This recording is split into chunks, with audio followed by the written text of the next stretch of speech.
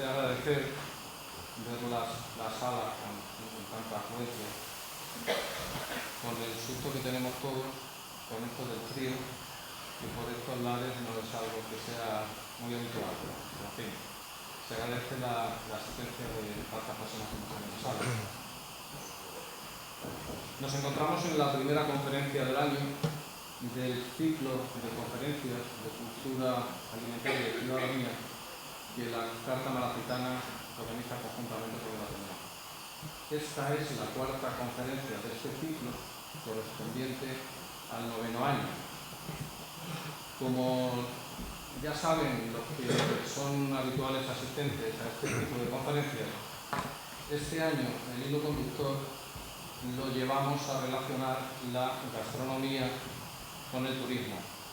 Y bueno, es una...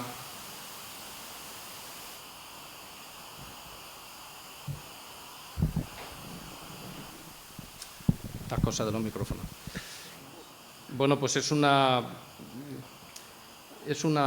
línea conductora que pensamos era muy importante por la zona en la que estamos y por cómo a veces la gastronomía se ha convertido ya en un segmento muy importante del sector turístico, y hay muchísimos turistas y muchísimas personas de todos los sitios que vienen a Málaga con el objetivo de hacer una degustación de su magnífica cocina.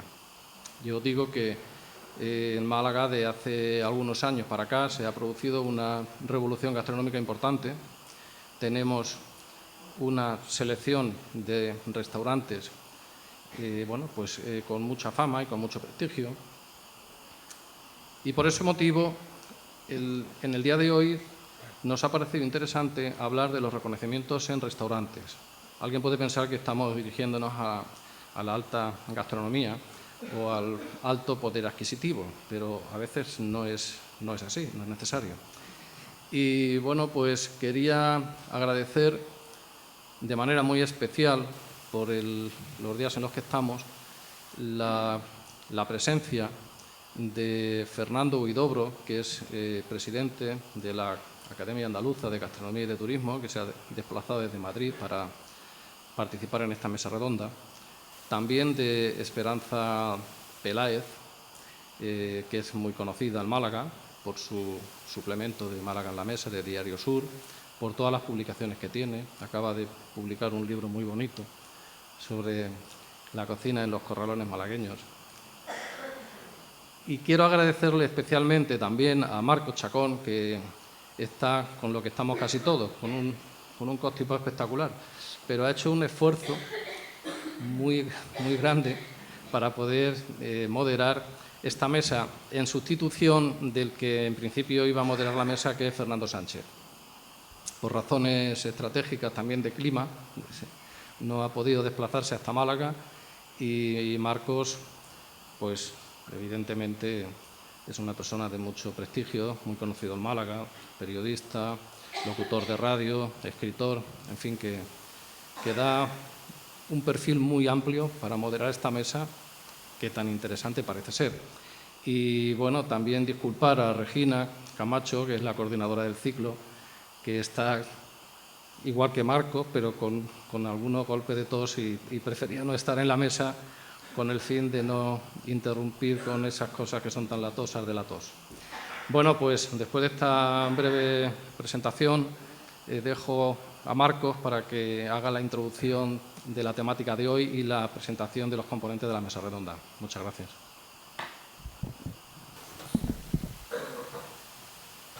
Bueno, pues gracias, Antonio. Espero que los virus nos permitan concluir la mesa redonda convenientemente. ¿A dónde, cuando tengo ganas de ir a un restaurante, a quién recurro? ¿A quién le pregunto? ¿A dónde voy? ¿Qué consulto? Abro el teléfono, miro internet, miro en el ordenador, y hay un montón de sitios, un montón de blogueros, un montón de guías ya en internet, otras que están en papel. Los periódicos generalmente tienen información gastronómica, me fío del amigo que viaja mucho y que me dice en tal sitio se come muy bien.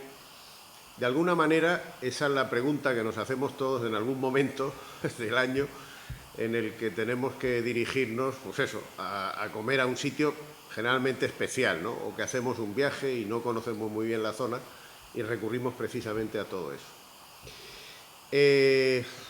Todo este mundo, que era un mundo muy restringido hasta hace muy pocos años, se ha abierto en abanico tremendamente.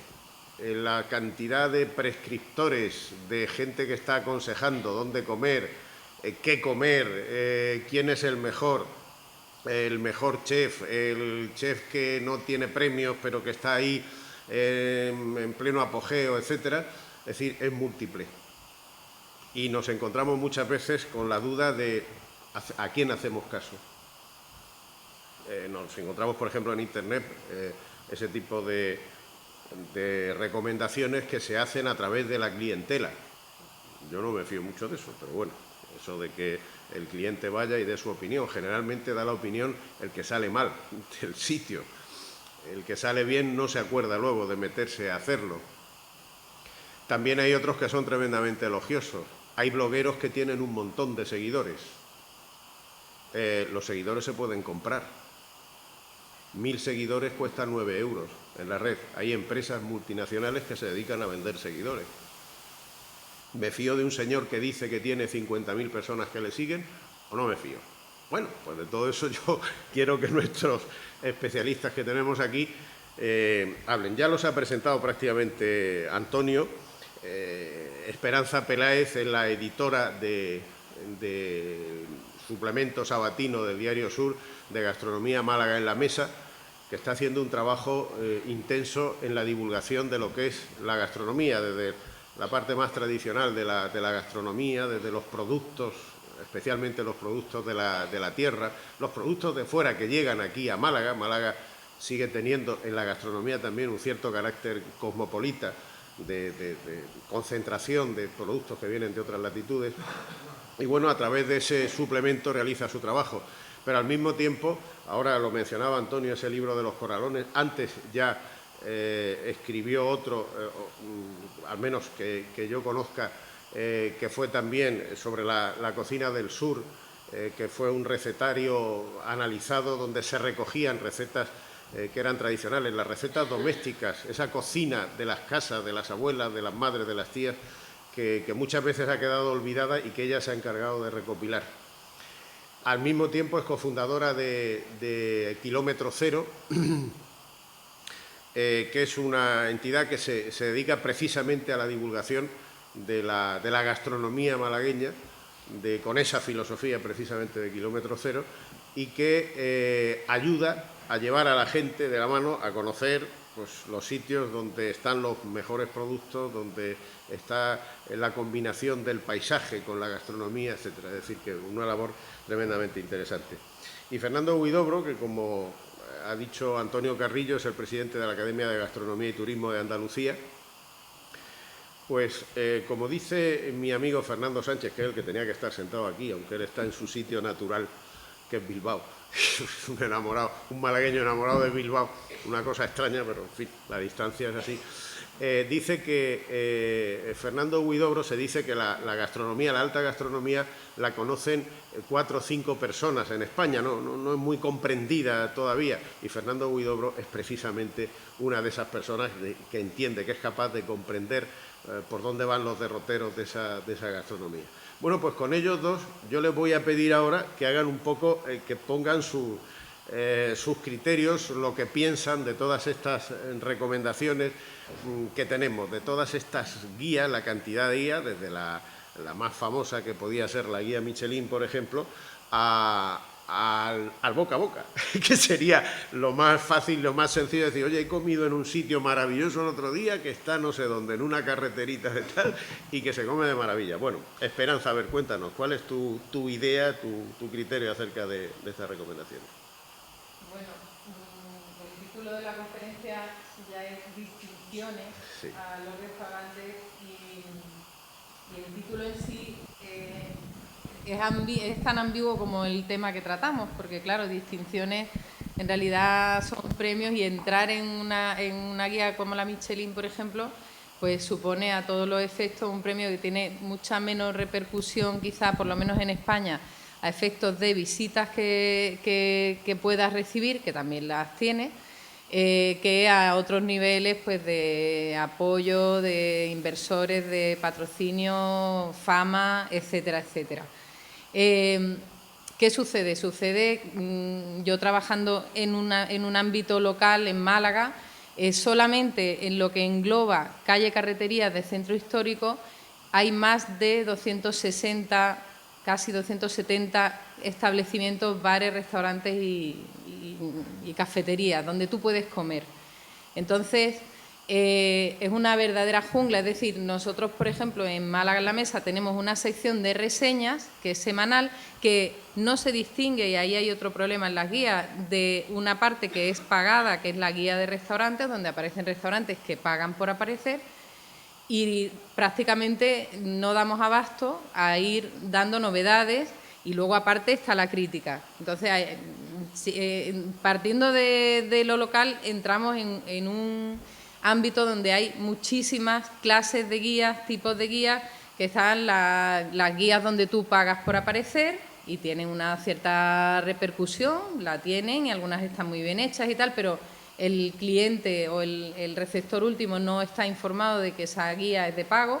Están las guías tipo TripAdvisor que yo creo que traen de cabeza a muchos restaurantes, a muchos los han elevado a Olimpos, incluso a veces se han hecho experimentos de restaurantes que no existen y que se han ido publicitando en TripAdvisor hasta quedar, hay un caso de uno que queda el primero, el restaurante más recomendado en Londres sin existir, se llamaba La Choza, pero no existía, aprovechó para abrir una vez que ya se había posicionado. Guías realizadas por profesionales, siempre también muy, bueno, pues todas las opiniones son subjetivas. A mí, cuando estudié periodismo, nos explicaban el modelo del New York Times, que era que van 4 personas a un sitio, piden sin identificarse, piden toda la carta, pagan su cuenta y cuando ya han terminado se identifican y tal. Eso no es así en la realidad en muchísimos casos, pero bueno, el profesional creo que tiene un criterio formado y que también su credibilidad depende de que, aunque pueda estar equivocado o pueda no ser justo en alguna ocasión, su opinión esté cualificada. Y luego, pues bueno, hay guías ya de funcionamiento mixto o guías en las que está ya la figura del influencer, de la persona que, como antes ha mencionado Marcos, tiene muchísimos seguidores, sean seguidores conseguidos de forma deshonesta o seguidores conseguidos de forma honesta, y que en muchos casos ahora empieza a ser, por ejemplo, un tema muy candente si seguimos redes sociales, pues ver gente que ya, pues bueno, yo soy un tuitero, soy un bloguero, soy un lo que sea, y tengo X seguidores y te cobro X o me invitas a comer gratis y yo te pongo una buena crítica, o si no me pagas no vienes. Incluso yo que sé, los periodistas muchas veces estamos, sobre todo los que nos dedicamos a la gastronomía, estamos sujetos a críticas de cuestionarse si nuestra opinión con respecto a un sitio es más o menos justa o rigurosa, y sin embargo yo entiendo que nadie cuestiona muchas veces cómo se hacen otras cosas.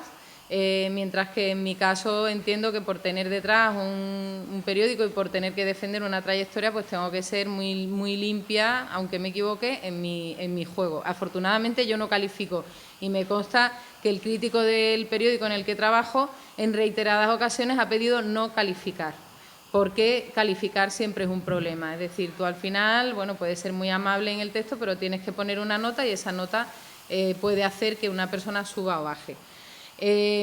Digamos que nos enfrentamos a un panorama donde, sobre todo desde mi punto de vista, reina la confusión, y al final quizás deberíamos poder conocer, es decir, si yo lo que quiero es ir a comer que me pongan muchísima cantidad de comida, voy a mirar a lo mejor TripAdvisor. Nos pasó una anécdota en un viaje de kilómetro cero a Oporto, donde terminamos en un restaurante popularísimo de Oporto, que elegimos frente a otro porque tenía muchísimos seguidores, y resulta que el secreto de aquello era que no había manera de comerse un plato, eran como de este porte, daba susto verlo llegar a la mesa.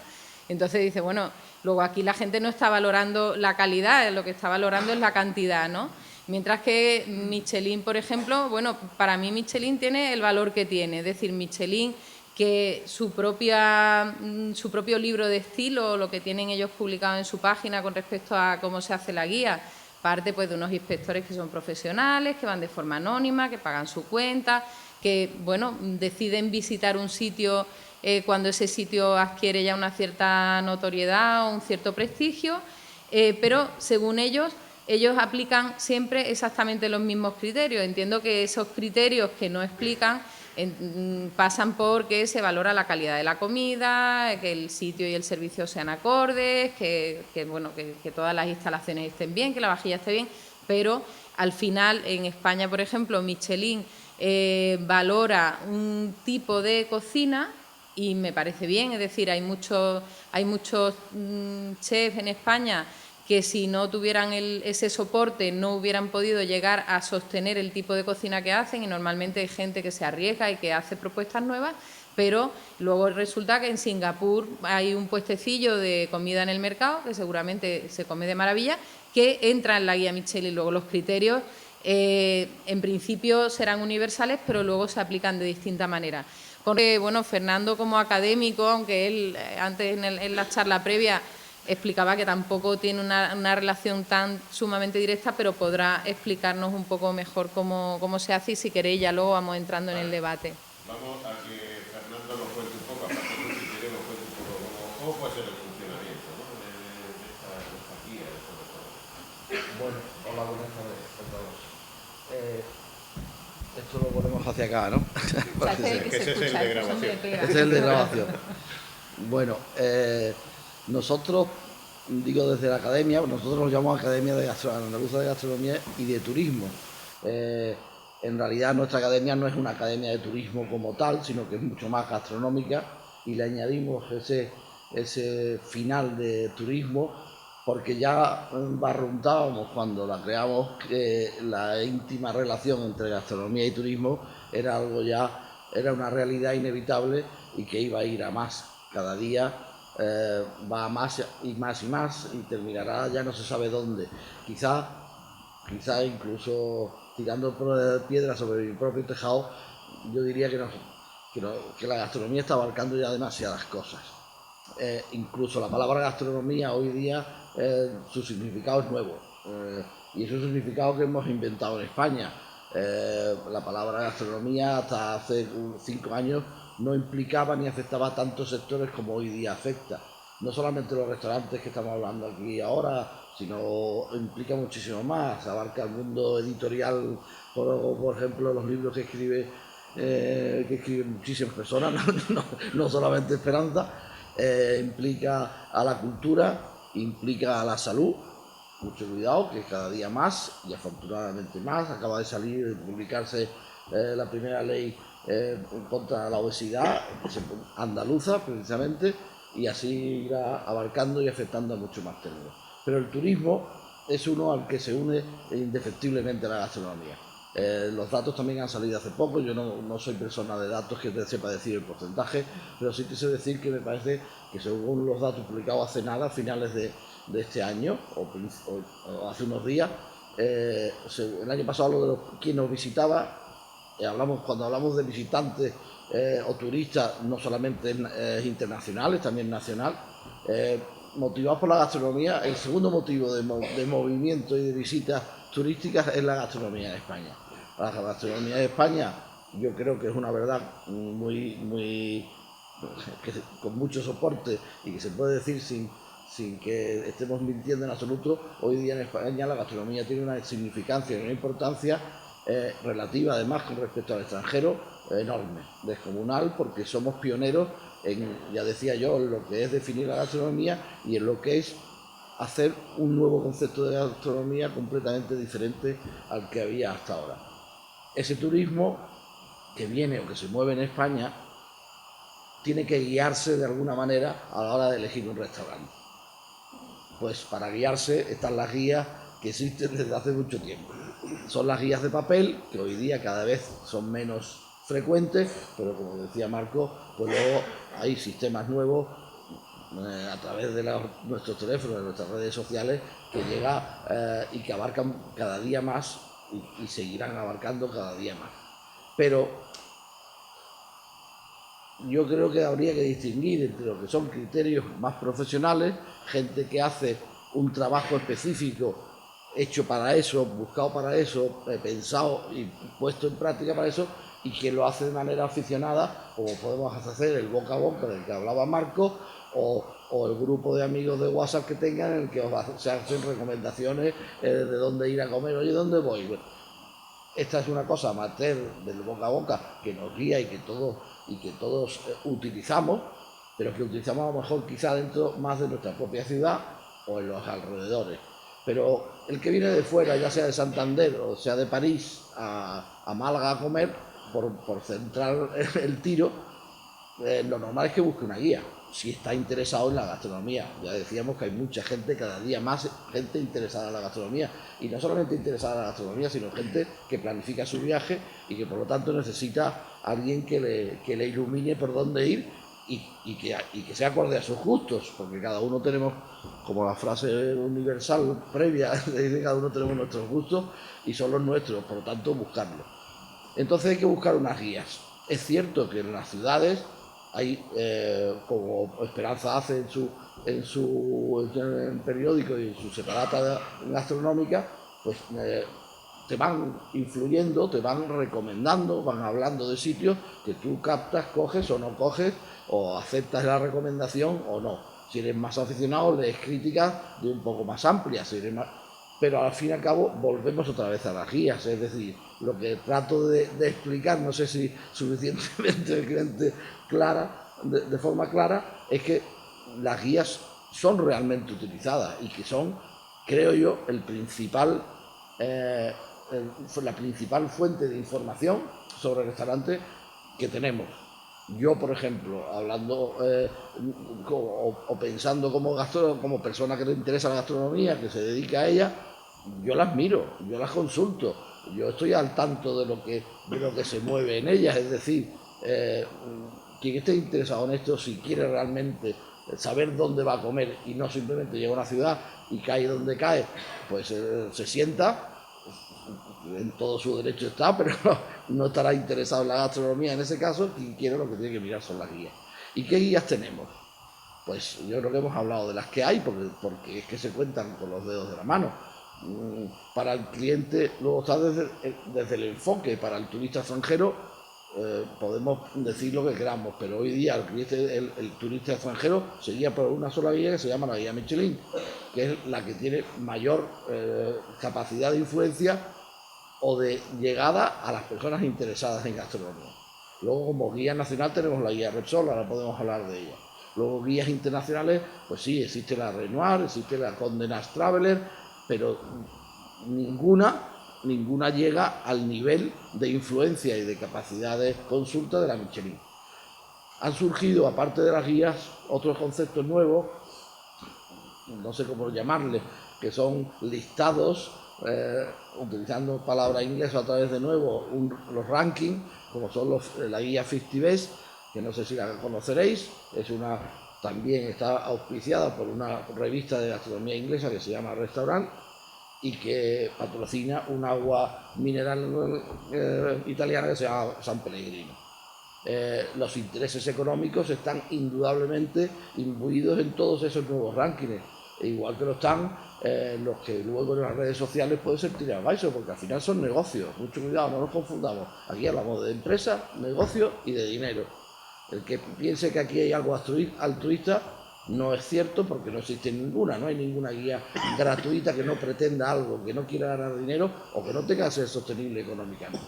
Luego, eso es una cuestión muy importante, ya lo ha apuntado Esperanza. aquí todo el mundo, los periódicos también tienen que sostenerse, los periódicos también buscan el que los restaurantes para anunciarse les paguen una cantidad determinada por su publicidad. Estamos en un mundo mercantilista 100%, y eso no lo podemos olvidar a la hora de pensar en guías. Por eso yo me mojo en el sentido de decir, para mí, como interesado en la gastronomía, como persona que visita, como visitador asiduo y continuo de restaurantes en todas partes donde voy, donde puedo, para mí la guía de referencia es la guía Michelin. Con sus virtudes, con sus defectos, obviamente los tendrá, pero para mí tiene una estructura, un método y un sistema de funcionamiento que hace que se distinga sobre todas las demás. Sí que es verdad que, como tú decías, Antonio, la guía Michelin es un reconocimiento, es un premio, y son pocos los restaurantes que tienen cabida en ella.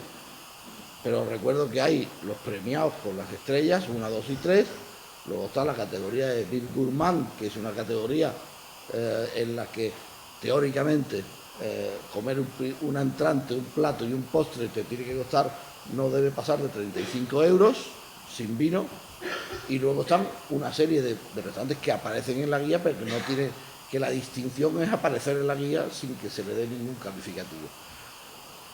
¿Estamos hablando de buenos restaurantes? Sí, estamos hablando de buenos restaurantes con precios un poquito por encima de un precio normal. Las guías, os recuerdo que todas las guías turísticas tienen un apartado de gastronomía, pero muy cortito, muy breve y con muy poquita información. ¿Qué siguen esas guías de viaje, que son guías de viaje que todos tienen su apartado? Pues no tienen criterio, no están hechos por expertos que recorren los sitios para conocerlos, calibrarlos y finalmente eligen a uno. Existe una falta absoluta de criterio.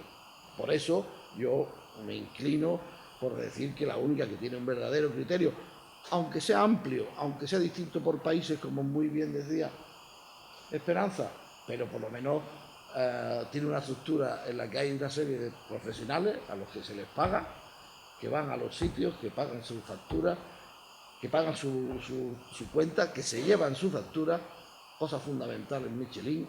Sin factura no existe por capacidad de calificación de restaurantes, siempre pagan, y que se interesan y que tienen unas tablas de valoración que encima luego ponen en común entre todos los inspectores. Ya con eso solo, con esos pequeños datos, no creo que exista ninguna otra guía que tenga esa capacidad. Yo me paro ahí, porque si no me enrollo, y tú entramos en un coloquio que os apetezca. Enseguida vamos a dar paso al público. Vamos con el micro volantero. Se habla de criterios y a mí me gustaría saber vuestra opinión sobre los criterios, porque estamos hablando, quizá la guía, evidentemente la más conocida es la guía Michelin, pero estamos hablando de criterios. Muchas veces a la guía Michelin se le ha achacado, por ejemplo, el que tiene unos criterios excesivamente internacionales, que hay, por ejemplo, en España hay restaurantes que merecerían tener ese premio, porque en realidad lo que pasa con la guía Michelin es un premio. Algún premiado me dijo en cierta ocasión que una estrella en Michelin suponía en torno a un 25 o un 30% de incremento de facturación en un negocio, con lo cual es un premio. Luego viene la segunda parte. No sé qué pensáis vosotros sobre ese criterio. Esperanza, es decir, es una guía excesivamente internacional. Habría que tener alguna contraguía a la guía Michelin más nacional, valorando mucho más el producto de la tierra. Hombre, yo pienso que, y eso cada año antes de la salida de la guía, pues hay quinielas de todo tipo, entonces cada uno da su opinión sobre los restaurantes que cree que deberían estar o que no. En principio, a mí me da la sensación de que los distinguidos con estrellas, porque también hay restaurantes que aparecen que están en general sí, que no tienen nivel de calidad muy aceptable, pero en España sí me da la sensación de que siguen un criterio de cocina creativa, de cocina de concepto, de cocina de vanguardia, de un tipo de cocina que buena parte del público mismo en España todavía no acepta, porque todavía hay gente que no entiende por qué tuvo que deconstruir Ferran Adrià la tortilla de patata y todo lo que vino a continuación, o simplemente pues se consideran unos restaurantes que no están al alcance del bolsillo de la gran mayoría de la gente o de una buena parte de la gente, ¿no? Eso no quita ni pone, también digo eso, que hablando con la gente que está trabajando en esos restaurantes, que son equipos pues muy entregados y gente que está haciendo cosas de mucho riesgo, pues a más de uno ha venido a salvarle la vida el que le den una estrella Michelin, porque le ha traído un público que en algunos casos, como hace un par de años, espero que las cosas hayan cambiado, pero José Carlos García decía en una entrevista: más del 90% de mi público, de la gente que viene a mi restaurante, es gente de fuera de Málaga. Y recibo más reservas desde el extranjero que en mi propia ciudad. Luego yo sí pienso que hay mucha gente que rechaza ese criterio de las estrellas Michelin y otra mucha que lo magnifica, ¿no? Que hay gente que podría estar y no está, incluso gente que su concepto es una recuperación muy digna de la cocina tradicional en Málaga, en la provincia de Málaga, se me ocurren 2 o 3 que podrían tenerla y no la tienen. Pero al final es el criterio de una gente que también, como decía Fernando, es gente cualificada, con un método de trabajo y que, bueno, que emite su juicio, que no es un juicio que tenga que ser válido para todo el mundo, exactamente. Se habla, Fernando, de esa valoración que tiene una tendencia a lo que es la vanguardia. ¿Hay algún tipo de reacción en este momento a esa cocina de vanguardia, con el establecimiento de criterios más, no diría más convencionales, pero sí más tradicionales? A ver, sí hay reacción, pero yo creo que hay que puntualizar un poquito esa cuestión. Sí que es verdad que se premia la Michelin, sí que la Michelin España, mucho cuidado, porque no existe el mismo criterio Michelin para España que para, muy bien como decía, para la guía Michelin asiática, que está en Singapur, en Japón, y que tiene una cantidad de estrellas excesiva y completamente desmesurada, porque se creó en 2005, me parece que fue, es decir, tiene muy poquitos años de vida y empezaron pues de manera exagerada. Pero yo, para mí, en España el criterio que prima de la cocina de vanguardia, por llamarla así, es que yo creo que ya la cocina de vanguardia, la vanguardia no puede ser eterna. La vanguardia estuvo con Ferran, duró un poquito más en su vida como toda vanguardia, y luego pues murió tras cumplir su finalidad, que es de ser una punta de lanza de crear una cocina nueva. Esa cocina nueva, para mí, no tiene duda, para mí, es una cocina técnicamente mejor que la anterior, es una cocina que cuida muchísimo mejor los puntos de cocción, que ha levantado, que ha quitado y ha olvidado taras que la cocina tradicional tiene, no porque sea mala, sino porque no coincide con los criterios que hoy día todos o casi todos utilizamos a la hora de comer y que queremos. No queremos comer grasas como hace 15 años. Ni que los pescados estén absolutamente destrozados y que hayan perdido toda su capacidad de sabor y proteica y de todo. Entonces, yo no me inclino por decir que los criterios de Michelin pasan por una cocina de vanguardia. Sí que es verdad que Michelin tiene muy poca recomendación de restaurantes que hacen cocina de producto, que se llama ahora, no tradicional como de por sí, sino de producto. ¿A qué me refiero con el producto? Bueno, yo creo que es obvio, ¿no?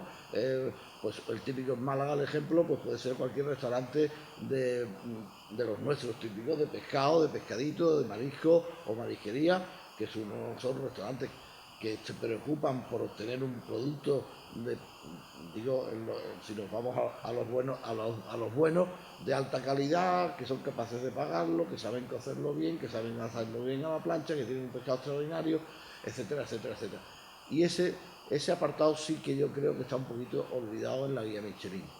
Pero el criterio que ellos aplican, ellos se supone que ponen todo el énfasis en la cocina, dicen que priman la calidad de la cocina, la técnica a la hora de cocinar, y que eso prima sobre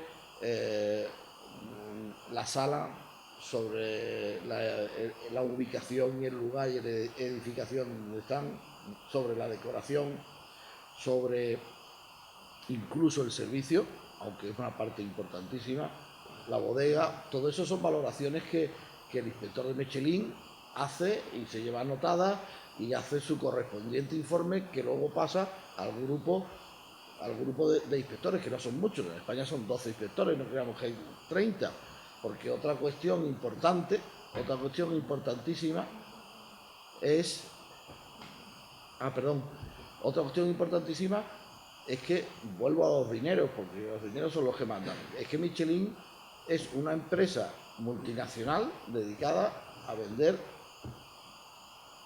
fabricar y a vender neumáticos. Tiene un departamento comercial que se dedica a vender neumáticos. Y dentro de ese departamento comercial tiene un subdepartamento que se llama Guía Michelin, en cada país. La Guía Michelin tiene una directora comercial aquí, que resulta que es malagueña, y luego tienen un grupo de inspectores independientes que se reúnen, que hacen pero que tienen costes de edición del libro, el papel, la editora, los sueldos de los inspectores, etcétera, etcétera, etcétera, los gastos de desplazamiento. Estos señores comen 250, una media de 250 comidas al año en restaurantes, y duermen en unos 160 hoteles, porque también valoran hoteles. Todo eso tiene un coste. Es decir, eso hay que pagarlo, eso hay que subvencionarlo, soportarlo, mejor dicho, subvencionarlo no. Al final volvemos a lo que no quiero que olvidéis, que es que todo esto es un negocio, es un dinero, y que Michelin no va a soportar una guía que dé pérdida, ¿no entendéis? Luego tiene que buscar un retorno. Y dentro de eso, pues se organizan como mejor pueden, pero yo sigo diciendo que estos son los únicos que están organizados de manera seria frente a los demás, que hay un oscurantismo absoluto y un desconocimiento total de quién, cómo, por qué y de qué forma se conforman las otras guías. Por eso intento defender esa frente a los demás, no por otro motivo. Dos cuestiones antes de dar paso al público. Una primera, ¿creéis que las guías, ya no hablo solo de la Michelin, sino las guías han marcado un poco la ruta de muchas cocinas, de muchos cocineros en España? Sí, hablamos de cocinar, ahora si queréis podemos entrar en lo que es la distinción, porque la distinción es por el restaurante, no es al cocinero. Es decir, no hay nadie en el mundo, yo lo digo siempre, nadie en el mundo que tenga una estrella Michelin, la tiene el restaurante. Es decir, o cambia el nombre así, vale. Pero en puridad es así, luego ya podemos entrar en matices, Fernando. Pero en cualquier caso, ¿vosotros creéis que han podido marcar esta serie de distinciones lo que es la ruta de la cocina, de la evolución de la cocina española en los últimos tiempos? ¿Ha llegado hasta ese punto, en esa influencia, influir de tal manera que diga, bueno, yo busco... Hombre, si alguien se plantea, voy a conseguir una estrella Michelin en España, claramente pues no montará una marisquería o no montará una taberna donde no haga algo muy especial con eso, ¿no? No sé si tanto marcar el rumbo, pero desde luego la popularidad que alcanzan los chefs, ¿sabes? Por ejemplo, yo me quedo cuando veo MasterChef y veo a los niños y aparece un cocinero con 2 estrellas Michelin y los niños es como si en la mejor época de los Beatles se desmayan y esas cosas, pues obviamente eso tiene que influir, ¿no? Y eso no pasa si está en los 50 mejores restaurantes, en la Pellegrino o en cualquier otra. Entonces, en ese sentido, imagino que alguna ha marcado, y que también hay gente que sabe que Michelin, pues eso, valora Yo más que cocina de vanguardia o creativa, sí que diría que se valora el concepto, es decir, la narrativa que tiene un restaurante, qué historia estás contando tú con la comida, porque a día de hoy la comida tiene que contar historia, es decir, ya hoy no vamos a comer a un restaurante cosas que no podamos comer en casa, porque la mayor parte de esas cosas las podemos comer en casa. Sino que vamos a comer una comida distinta, como decía antes Fernando, pues pensada y presentada de una manera que no es tan fácil de hacer en casa. Ahí me quedo porque también me enrollo un poco. No, yo lo que sí quería, porque también creo que merece la pena pensar a quién utiliza las guías y quién le saca provecho a las guías. Es decir, el turista extranjero ya hemos visto que si viene a España y que uno de los motivos que ya sabemos a ciencia cierta que es para uno de los motivos que es la gastronomía, ese va a mirar las guías, luego es un primer interesado. El propio español que se mueve dentro de España, que visita otras ciudades, pues también las consulta. Las consultamos para ir dentro de los restaurantes de nuestras propias ciudades, las guías, yo creo que en muy escasa medida. Yo no me veo a mí mirando la guía de Michelin para ver dónde voy en Málaga. Por un ejemplo un poco tonto, pero creo que no es... pero luego falta ahí que era lo que yo creo que estaba poniendo sobre la mesa Marco y que Esperanza puntualizaba, luego falta los mayores interesados, que son los cocineros. Los mayores interesados están en las guías potentes como Michelin o como Repsol, que hoy por hoy son las dos. Estar en el 50 Best, esta de que yo hablo, eso es la maravilla, pero en España, aunque somos el país que más tiene, tenemos 10 restaurantes en el 50 Best, ¿no? Pero eso ya es a nivel mundial, internacional, entonces lo voy a dejar un poquito aparte. Los cocineros, los que pretenden, quieren, y el cocinero, hay cada vez menos cocineros que se contentan con tener su restaurante y que les vaya bien. El cocinero hoy, al ser además un animal mediático ya y pretender ser un ídolo de chavales, pues quiere más, obviamente, quiere que su restaurante sea conocido. Y el tener un reconocimiento como estrellas Michelin, como Sol y Repsol, más la primera que la segunda, al cocinero le conlleva fama personal. Es decir, está cumpliendo su sueño, por decirlo de alguna forma. Todos queremos con nuestra profesión destacar y que se nos reconozca. Está consiguiendo que sus compañeros cocineros lo miren con admiración porque ha conseguido algo que otros muchos no, que muy pocos tienen y otros muchos no tienen. Está consiguiendo mayor número de comensales. Está consiguiendo mayor cifra de ventas. Está consiguiendo poder vender, si quiere, a mayor precio. Está consiguiendo ser conocido. Está consiguiendo que las administraciones le presten atención cuando de repente hay que nombrar a alguien y cada día las administraciones de la política nombran más a cocineros y al mundo de la gastronomía, pues se refieren a ellos porque están distinguidos en el cuadro de honor.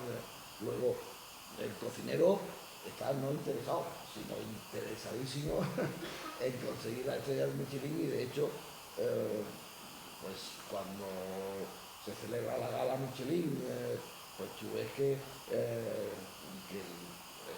quienes están allí, los cocineros que están allí, pues están bien gordotes y bien eufóricos y bien contentos de verse allí, de subir al escenario, de que le entreguen una chaquetita con las 2 estrellas o con las 3, ya no te quiero ni contar, pero claro que es el cocinero la figura central de este mundo de la gastronomía hoy día, sin lugar a dudas, y bueno, lo que decía Esperanza, es que son ídolos del rock, ni más ni menos, exactamente equiparables.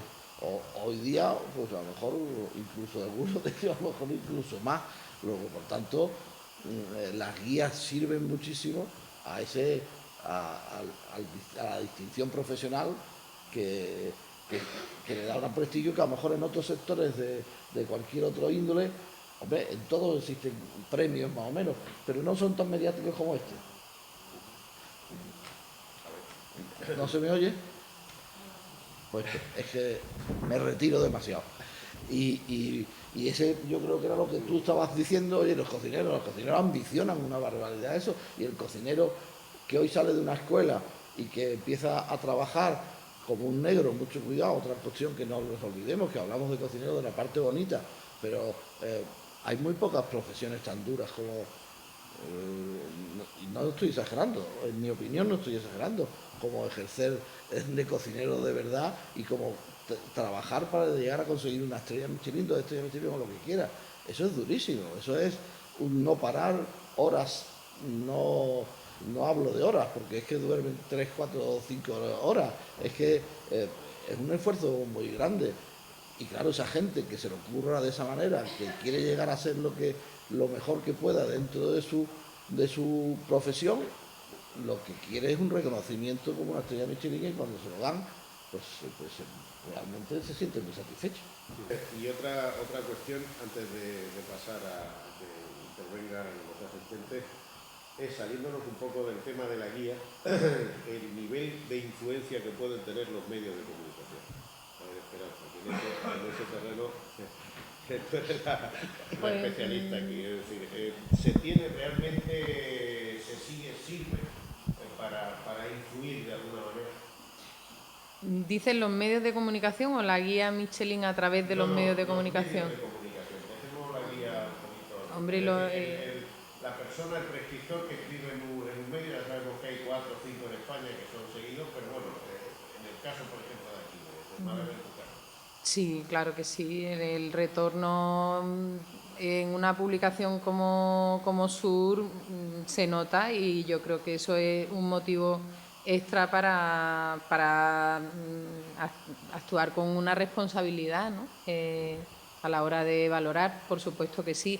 Es más, te iba a decir, la guía Michelin a través de los medios, es que claro, es un altavoz, porque también hay una cosa, en realidad, el periodista gastronómico, que yo creo que debería ser un descubridor a lo mejor de nuevos valores o de cosas nuevas, pero al final ocurre que tampoco a lo mejor como gremio tenemos tanto criterio, entonces una estrella Michelin pesa muchísimo. Y alguna distinción que venga, al final terminamos muchas veces haciéndonos eco de esas cosas, que es lo que habría que preguntarse. Es decir, Michelin está encantada y tiene todo, ha encontrado, aunque le cueste dinero, un medio fantástico para estar en boca de todo el mundo. No sé si luego venderán tantos neumáticos, pero hoy día los medios son importantes, y creo que las redes sociales también pueden hacer mucho daño, ¿no? Aquí además he visto que en el público hay restauradores y quizás sería interesante escuchar su opinión. Yo ahí a eso quería añadir que claro, hablamos de los medios, hablamos de influencers, hablamos de blogueros, pero tampoco, me parece que estoy asociado con el dinero, cosa que es cierto, lo que gustamos todos, pero es que hoy día ser crítico gastronómico cuesta muchísimo dinero. A ver si también es una cuestión muy importante. Es decir, si tú no tienes detrás, en España, ¿a quién le pagan por ir a comer? A los inspectores de Michelin, que son 12.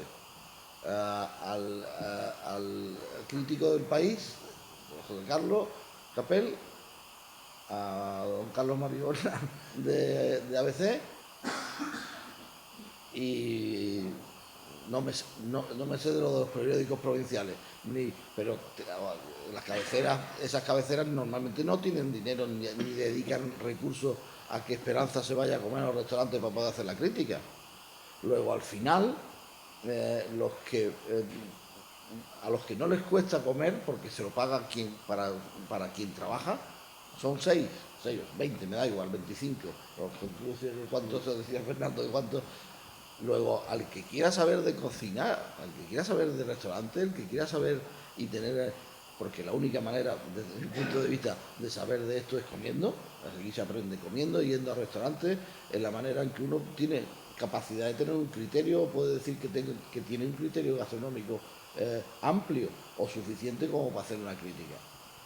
Quiere gastarse un dineral en llegar a poder ser alguien que realmente tenga detrás un bagaje que que le dé capacidad de hacer crítica, entenderme, crítica profesional. Todos somos capaces de hacer crítica porque afortunadamente la comida es algo que todos hacemos todos los días, todos tenemos nuestros gustos y hacer una crítica entre nosotros o para que uno quiera, pues no solamente es que deba ser así, sino que tenemos el derecho ineludible de poder decir y de opinar eso. Por eso yo a estos procesos a veces le he llamado, cuando en coloquios o en escrito, le he llamado la futbolización de la gastronomía, porque está pasando lo mismo, es decir, todo el mundo dice, pues yo, joder, este defensa porque está aquí, porque no la cambia y ha puesto a Menganito que estaría haciendo mucho mejor. Pues ahora todos decimos, vale, y esta patata, ¿por qué la pone aquí que tendría que poner una cebolla?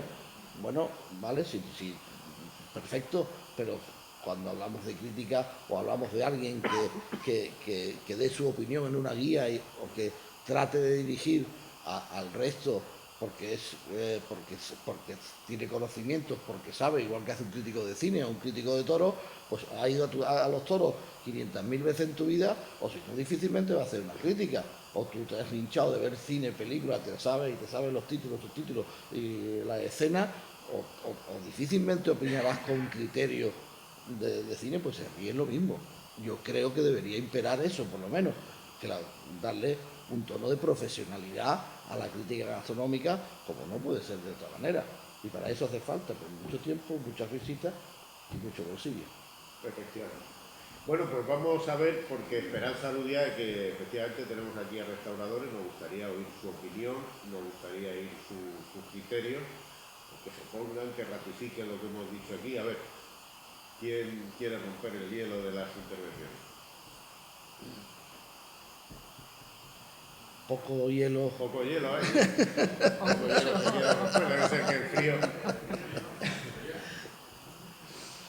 A ver, curiosidades de la guía. Por ejemplo, ¿Queréis, no lo sé, que decía, ¿queréis? antes lo que decía Fernando, yo decía de que la guía Michelin no se le da a una persona, se le da al restaurador. Es decir, el porcentaje que tiene la cocina, porque yo he defendido siempre que una cocina media se puede defender con una buena sala. Para mí la sala es muy importante en muchas ocasiones, ¿no? Hay muy buenas cocinas en las que la sala rompe precisamente la calidad, ¿no? Sí, que no sé si estáis de acuerdo con eso, Esperanza. Sí, totalmente. Es como si equiparamos la estrella Michelin a una medalla olímpica, pues bueno, que no sería tanto, pero por lo menos como ir a una olimpiada siempre hay un equipo que consigue que una persona brille, la cara que se ve es la del cocinero, pero obviamente si no tiene un buen equipo que lo rodee, pues va al desastre. Ya hablar del estado de la sala, que merecería un coloquio per se, sería apartarse un poco del tema. Solamente una cosilla que ha comentado antes Fernando y que tiene mucha razón, es decir, que hacer crítica y comer todos los días en la calle cuesta mucho dinero, pero algunos intentamos pagar, a pesar de que el periódico luego no nos lo pague. Y a lo mejor hay restaurantes que no puedo visitar porque no están al alcance de mi bolsillo, ¿no? Entonces, bueno, simplemente por acotar, porque también conozco otras situaciones en las que en teoría el periódico lo paga todo, pero luego hay otras licencias que se dan, ¿no? Y que las he visto también. Entonces, bueno, pues efectivamente es muy difícil mantenerse en este ámbito con una cierta honestidad, integridad, pero igual que en todos los demás y se intenta, ¿no?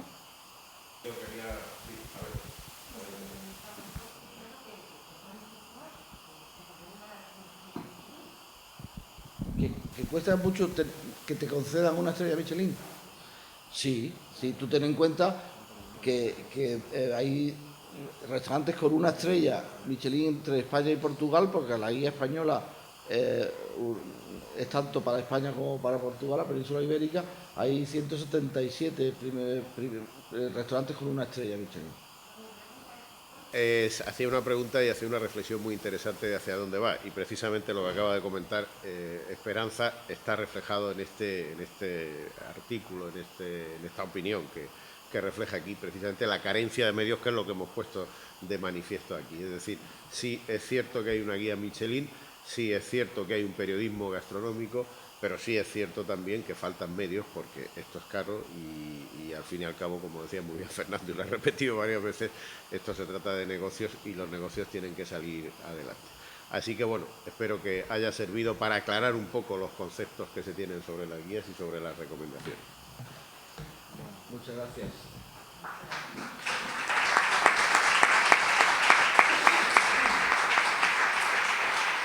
Bien, bueno, creo que ha sido una tertulia, una mesa redonda, en fin, muy interesante. Se ha hablado de muchísimas cosas y nos han sacado de muchas dudas dos personas como Fernando y como Esperanza, que bueno, pues saben mucho de todo esto que hemos estado comentando. Como es tradicional, al finalizar cada conferencia, desde la Carta Malacitana ofrecemos una degustación de un producto local y de una copa de vino. En el día de hoy, como estamos ya con el aceite nuevo, pues la Almazara 100 Caños de Villanueva del Trabuco nos ha ofrecido generosamente una degustación de su aceite verde, y Bodegas Dimove de Moclinejo, Juan Muñoz, pues también nos ha ofrecido una degustación de una copa de vino blanco, Lagar de Cabrera, que es de uva moscatel y es un vino seco. Y antes de finalizar, el agradecimiento que la Carta Malacitana tiene con los dos conferenciantes de hoy de la mesa, pues vamos a tener un detalle para que nos recuerden. Y bueno, pues es una cerámica original y que espero que les guste, y bueno, pues que cada vez que la vean se acuerden de este momento que hemos tenido tan entrañable y de tanto conocimiento y de tanta sabiduría. Muchas gracias.